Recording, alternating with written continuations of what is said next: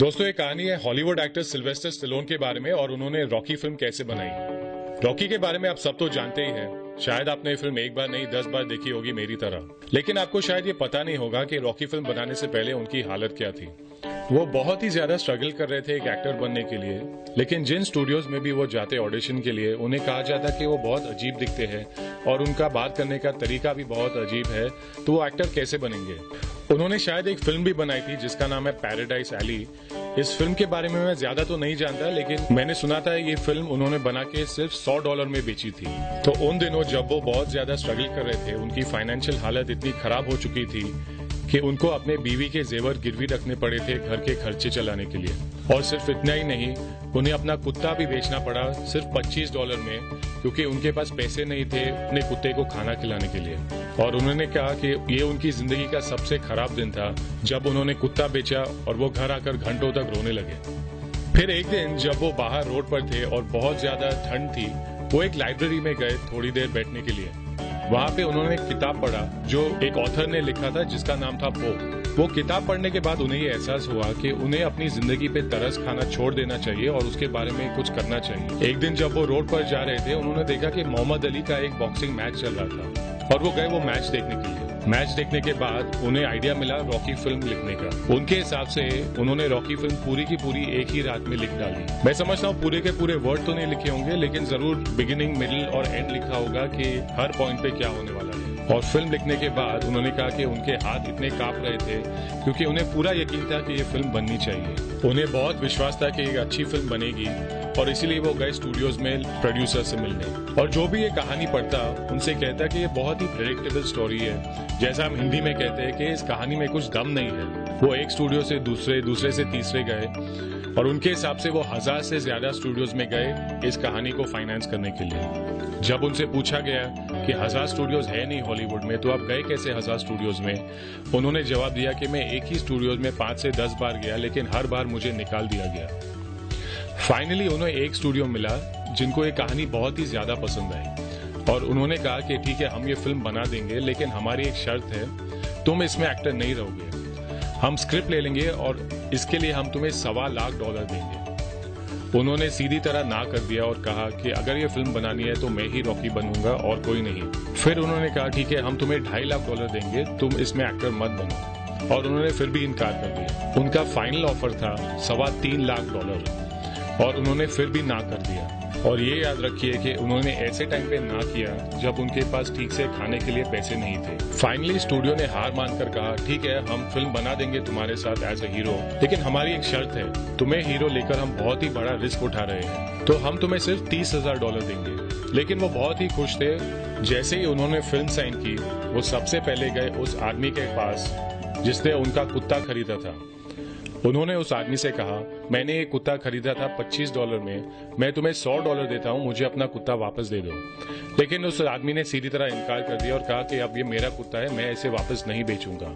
उन्होंने फिर कहा कि $1000 ले लो, 2000 ले लो, 3000 ले लो, लेकिन उस आदमी ने फिर भी ना कर दिया। अंत में उन्हें $7000 देने पड़े अपना कुत्ता वापस लेने के लिए। और सिर्फ इतना ही नहीं, उस आदमी ने कहा कि मुझे अपनी फिल्म में एक पार्ट भी दे दो, फिर ही मैं ये कुत्ता वापस दे दूंगा तुम्हें। और मेरे ख्याल से जो रेफरी है बॉक्सिंग मैच में, वही वो आदमी है जिन्होंने उनका कुत्ता खरीदा था।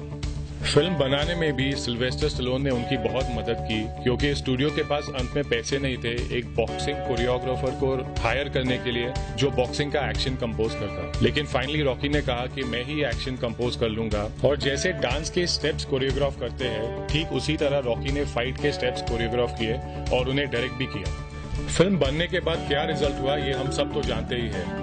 फिल्म ने $1 मिलियन से ज्यादा कमाई और फिल्म ऑस्कर के लिए भी नॉमिनेट हुई। तो मेरे ख्याल से ये जो कैरेक्टर रॉकी है वो हमेशा हमेशा के लिए सिनेमा में जिंदा रहेगा, क्योंकि ये one of the most emotion and action based characters है। तो इस कहानी से हमें क्या सीख मिलती है? सबसे पहले ये कि जब हम फेलियर का सामना करते हैं, हमें फिर भी हार नहीं माननी चाहिए। देखिए, अगर उन्होंने 1000 से ज्यादा रिजेक्शन लिए थे, हम में से कितने लोग हैं जो 10, 100 या 200 रिजेक्शन के बावजूद भी आगे बढ़ते रहेंगे अपने गोल को पाने के लिए?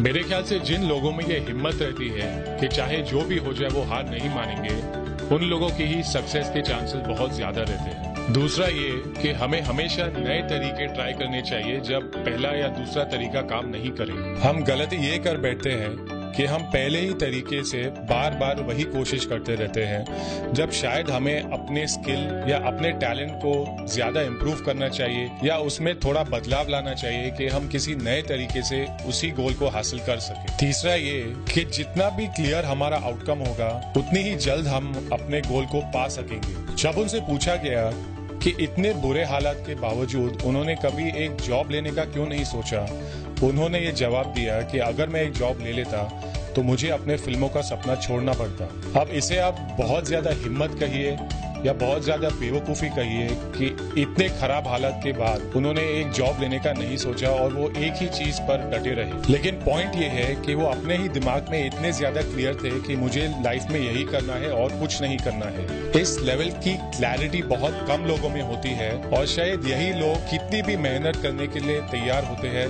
उस गोल को पाने के लिए। तो ये थी कहानी एक्टर सिल्वेस्टर स्टेलोन के बारे में। उनके फिल्म जितने ही इंस्पायरिंग है, उनकी लाइफ स्टोरी उतनी ही या उससे ज्यादा भी इंस्पायरिंग है। हेलो दोस्तों, मेरा नाम है सतीश चौरानी और उम्मीद है कि ये वीडियो आपको पसंद आई। तो ये जो वीडियो था मैंने बनाया था एक इंटरव्यू के बेसिस पर जो सिल्वेस्टर स्टेलोन ने दिया था एंथनी रॉबिन्स को, और उसी इंटरव्यू को मैंने एक वीडियो में ट्रांसलेट किया है। और वीडियो बनाने का मेरा मकसद ये था कि मैं ऐसा कुछ बनाऊं जो आपको मोटिवेट कर सके, जो इंस्पायर कर सके कि आप अपने गोल्स की तरफ बढ़ सके।